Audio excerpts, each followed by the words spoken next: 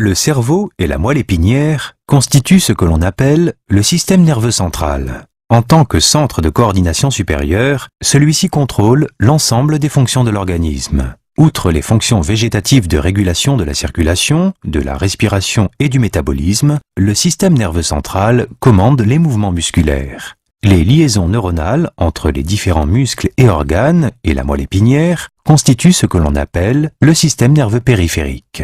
Les fibres nerveuses ascendantes et descendantes quittent la moelle épinière de manière segmentaire et s'étirent à travers les vertèbres jusqu'à la périphérie où elles se rassemblent pour former des voies nerveuses complexes.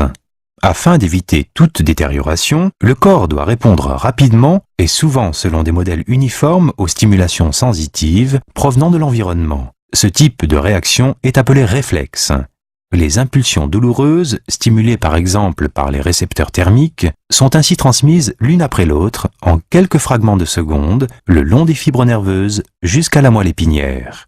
Ce qui est d'abord transmis par la cellule sous forme d'impulsions électriques est finalement libéré en tant que message chimique intégré par la cellule voisine. Ainsi stimulée, celle-ci transmet à son tour le signal sous forme d'impulsions électriques. Ces centres de conduction sont appelés les synapses. Parvenue à la moelle épinière, une partie de ces impulsions est transmise de façon monosynaptique, c'est-à-dire par une seule synapse, vers les fibres nerveuses responsables de la stimulation musculaire. L'arc réflexe est ainsi fermé. Les impulsions modulées sont communiquées au cerveau de manière ascendante, sous forme de signal et en tant qu'information.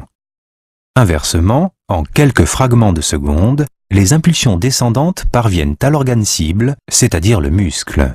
Celui-ci réagit immédiatement par une contraction réflexe. Le sujet retire alors brusquement sa main de la source de chaleur, avant même que l'événement n'ait été perçu par le cerveau. La réaction ne se produit ici que de manière différée.